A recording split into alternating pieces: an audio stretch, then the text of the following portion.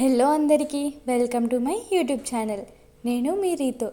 ఇంకా లేట్ చేయకుండా వీడియోలోకి వెళ్ళిపోదామా? వెనక్కి తిరిగి అక్కడ నిలబడ్డ మనిషిని చూసి కళ్ళెర్ర చేసింది సావిత్రమ్మ. అందరూ ఆశ్చర్యపోయి నిలబడి చూస్తున్నారు. సరళ నోరు విప్పబోతుంటే ఎందుకొచ్చావు అంది సావిత్రమ్మ ఆవేశంగా నిలబడుతూ. అమ్మ మహాలక్ష్మి అంటూ ఏదో చెప్పడానికి నోరు విప్పగానే, ఆపు, వెళ్ళిపో ఇక్కడి నుంచి, ఇంకో మాట మాట్లాడకుండా బయటికి నడువు ముందు అంది కోపాన్ని పంటి బిగువున ఆపేస్తూ. ఇప్పుడే నాటకం ఆడడానికి వచ్చిందో మహాతల్లి అని మనసులో అనుకుంటూ కొట్టాలన్నంత కోపంగా పళ్ళు నూరుతూ చూస్తున్నాడు చోటు సరళని. సరళ పరుగున దగ్గరికి వచ్చి, అమ్మ, దీనికిది సమయం కాదు. నువ్వు నన్ను ఎన్ని అనాలనుకున్నా భరించడానికి ఇప్పుడు నేను సిద్ధంగా ఉన్నాను.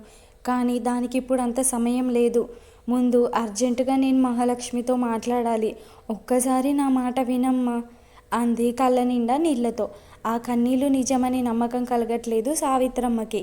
ఈసారి ఇంకే ఉపాయం చేసి వచ్చిందో అన్న ఆలోచనలోనే ఉంది ఆవిడ. ఇప్పుడు సరళ నోటి నుంచి వచ్చే ఏ మాట వినదలుచుకోలేదు సావిత్రమ్మ. అందుకే మరో మాట మాట్లాడడానికి ముందే, ఆపింక, నీ నాటకాలు చాలా ఎక్కువయ్యాయి ఇప్పటికే. దయచేసి వెళ్ళిపో అమ్మా. కనీసం నాకో కూతురుందన్న జ్ఞాపకాన్నైనా మిగుల్చు నాకు. అసహ్యమంతా కలబోసి ఆవిడ గొంతులో వినిపిస్తుంటే సరళకి దుఃఖం, బాధ ఎక్కువవుతున్నాయి అంతకంతకు.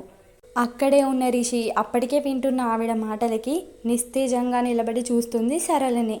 రిషినే గమనిస్తున్న అభి తన పక్కన వచ్చి నిలబడ్డాడు. అమ్మ, నువ్వు ఎంతటి శిక్ష వేసినా నేను అనుభవించడానికి సిద్ధంగా ఉన్నాను. కానీ ఒక్కసారి నేను చెప్పేది వినమ్మా, చాలు. తర్వాత నువ్వు ఎన్ని అనాలనుకున్నా అనమ్మా, నేను పడతాను అని ఏడుస్తూ అక్కడే కూలబడిపోయింది సరళ. ఓవైపు ఆశ్చర్యంగా ఉన్న నమ్మకం అయితే కలగట్లేదు ఆవిడకి. ఈసారి కూడా నమ్మి మోసపోవాలనుకోవట్లేదు. అంత చేసినా ఆమె అలా కింద పడి ఏడుస్తుంటే ఆ బాధని చూడలేకపోతుంది రిషి. అడుగు ముందుకు వెయ్యాలా, దగ్గరికి వెళ్ళి ఓదార్చాలా అని అయోమయంలో పడిపోయి కంగారుగా సరళనే చూస్తుంది చూపు తిప్పకుండా. తనని అలా చూడగానే కంగారుగా రిషి చేయి పట్టుకున్నాడు అభి. ఇంకా నాటకాలు ఆపు సరళ. నా ఓపిక నశించి గెంటేయక ముందే నీకై నువ్వుగా వెళ్ళిపోతే మంచిది. నీతో మాట్లాడి గెలిచే ఓపిక లేదు. మేం ఎవరమూ నీ జోలికి రావాలనుకోవట్లేదు. నా మనవరాలు సంతోషంగా ఉండకపోయినా పర్వాలేదు, కానీ నీ నీడ మాత్రం పడకూడదు. దాన్ని అలా వదిలేయ్ అంది సావిత్రమ్మ చేతులు జోడిస్తూ. సావిత్రమ్మ మాటలతో కన్నీటి ధార ఎక్కువైన సరళకి దారులన్నీ మూసుకుపోయినట్టు ఒక్కసారిగా కళ్ళ ముందు అంతా చీకటి కనిపించింది. చేసిన తప్పు జ్ఞాపకం వస్తుంటే కళ్ళ ముందు శూన్యం తప్ప ఇంకేం కనిపించట్లేదు ఆమెకి. మరో ఆలోచనే లేకుండా నేరుగా లేచొచ్చి రిషి కాళ్ళ మీద పడిపోయింది. రిషి వణుకుతూ ఒక్కసారిగా వెనక్కి జరగబోయి పడిపోబోయింది. తననే గమనిస్తున్న అభి గట్టిగా పట్టుకున్నాడు రిషి పడకుండా. బోరున ఏడుస్తూ తలెత్తి, మీ నాన్న చావుకి బ్రతుక్కి మధ్య కొట్టుమిట్టాడుతున్నాడు. ఆఖరి శ్వాస విడిచే ముందు ఒక్కసారి నా మహాలక్ష్మిని చూడాలని పరితపిస్తున్నాడు. నన్ను ఎంత ద్వేషించినా భరించడానికి నేను సిద్ధంగా ఉన్నాను. కానీ ఈ సమయంలో మీ నాన్న మీద పగపెట్టుకోకు మహాలక్ష్మి. ఈ ఒక్కసారికి నా మాట నమ్ము. నాకిప్పుడు నువ్వు తప్ప ఏ దిక్కు లేదు. నా భర్తను కాపాడుకోలేని నిస్సహాయ స్థితిలో ఉన్నాను. ఆయనని నువ్వు మాత్రమే కాపాడగలవు. నా మాంగళ్యం నీ వల్ల మాత్రమే నిలబడగలదు. దయచేసి ఒక్కసారి ఆసుపత్రికి వచ్చి ఆయన కళ్ళకి కనిపించు. కాళ్ళు పట్టుకొని అడుగుతున్నాను. నన్ను క్షమించకపోయినా పర్వాలేదు. మీ నాన్నని కాపాడు మహాలక్ష్మి అని కాళ్ళ మీద పడిపోయి బోరున ఏడుస్తుంది సరళ. రిషి భయంతో గుటకలు మింగుతూ అభిని గట్టిగా పట్టుకుంది. సరళ అంతలా ఏడుస్తుంటే నమ్మకం కలగకుండా ఉండలేకపోయింది సావిత్రమ్మకి. ఇంతలా ఏడుస్తోంది భగవంతా, ఇది మరో నాటకానికి పునాది కాదు కదా. మనసులోనే భయపడుతుంది సావిత్రమ్మ. రిషి ఏం చెప్తుందా అని తననే చూస్తూ తన నిర్ణయం కోసం ఎదురు చూస్తుంది. ఆమె మాటలు నమ్మడం నమ్మకపోవడం పక్కన పెడితే రిషికి సరళని అలా చూస్తుంటే తెలియని భయంగా అనిపిస్తుంది. కంగారుగా గుటకలు మింగుతూ తలెత్తి అభి వైపు చూసింది. అభి కూడా నిజమా కాదా అని ఆలోచిస్తున్నాడు. కానీ ఏది ఏమైనా రిషిని ఈసారి రిస్క్లో పడేయ తలుచుకోలేదు. అది రిషి విషయంలోనే కాబట్టి మరోసారి నమ్మడానికి సిద్ధంగా లేరు ఎవరు. రిషి, నువ్వెక్కడికి వెళ్ళవలసిన అని అభి మాట పూర్తి చేయకముందే నేను ఎక్కడికి వెళ్ళను అభి అంటూ భయంగా వెనక్కి జరిగి గదిలోకి పరిగెత్తింది రిషి. మంచి పని చేశావక్క అనుకుంటున్నాడు చోటు మనసులో. తన కంగారు భయం అర్థమైంది సావిత్రమ్మకి. రిషి నిర్ణయానికి సరళ తల కొట్టుకుంటూ తప్పంతా నాదే తప్పు, దానికి శిక్ష అనుభవించక తప్పదు, ఇప్పుడు ఏం చేయాలి నేను అంటూ ఏడుస్తూనే ఉంది.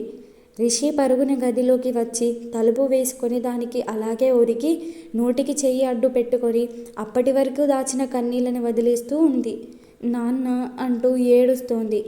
ఏడుస్తూనే అలాగే ఒరిగి కిందికి జారింది. రిషి వెళ్ళిన వెనకే తననే చూస్తూ పరుగున పైకి వచ్చాడు అభి.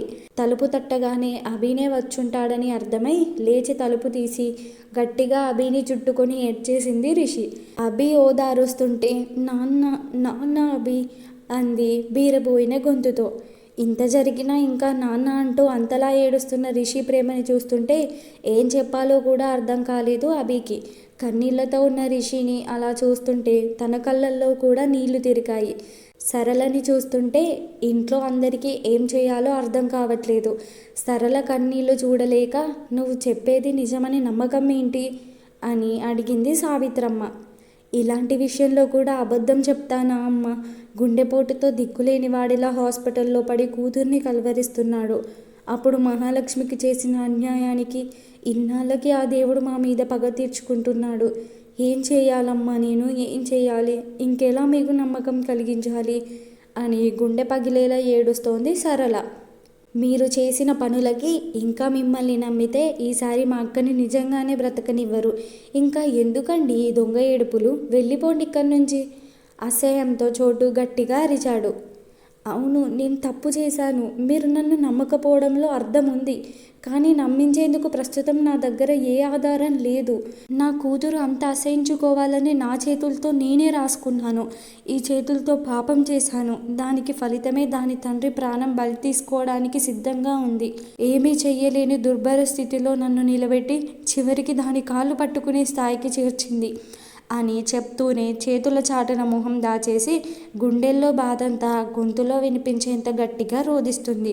చేసిన తప్పుకు ప్రాయశ్చిత్తంగా వస్తున్న సరళ కన్నీళ్లు చూస్తుంటే ఉండబట్టలేక దగ్గరికి వచ్చి సరళ భుజం మీద చేయి వేసింది సావిత్రమ్మ. తలెత్తి గట్టిగా ఆమెని హత్తుకొని ఏడ్చేసింది సరళ. అప్పుడు సరళ బాధ నిజమే అని అర్థమై పూర్తిగా నమ్మకం వచ్చేసింది ఆమెకి. చేసిన తప్పు ఎక్కడికి పోదు సరళ. ఎంతటి వారైనా శిక్ష అనుభవించక తప్పదు. కానీ నువ్వు అదృష్టవంతురాలివి. రిషిత లాంటి బంగారు తల్లి నీ కూతురుగా ఉన్నందుకు. ఇప్పుడు అది తప్ప ఎవ్వరూ చేయగలిగేది ఏమీ లేదు. దాన్ని ఒప్పించగలిగే ఒకే ఒక్క మార్గం మాత్రం నీకు ఇంకా మిగిలే ఉంది. నీ ఏడుపుకు ఎప్పుడో కరిగిపోయి ఈ పాటికి గదిలోకి వెళ్ళి ఏడుస్తూ ఉంటుంది దాని మనసు వెన్న. నువ్వు దాన్ని వద్దు అనుకున్నా అది నిన్ను ఏనాడు వద్దనుకోలేదు. అంత చేసినా మీరే కావాలనుకుంది. అడుగుతున్నావే ఏం చెయ్యాలమ్మా నేను అని? వెళ్ళి నీ కూతురికి తండ్రి పరిస్థితి అర్థమయ్యేలా వివరిస్తావో, తల్లి ప్రేమని కళ్ళారా చూపిస్తావో నీ ఇష్టం. కానీ ఈసారి దాని కలలో కూడా ఇబ్బంది పెట్టాలని చూడకు. ఒక్కసారి విరిగిన మనసు అతకడం కష్టమే, కానీ మరోసారి విరిగితే అది జీవితంలో అతకలేదు. గుర్తుపెట్టుకో. ఇన్ని సంవత్సరాలు నా మహాలక్ష్మిని బాధ పెట్టినందుకు ఇప్పుడు ప్రాయశ్చిత్తం చేసుకో అంది చెమ్మగిల్లిన కళ్ళతో. సావిత్రమ్మ మాటలు విన్నాక ధైర్యం కలిగి కళ్ళు తుడుచుకొని లేచి, ఇప్పుడే వెళ్తానమ్మా.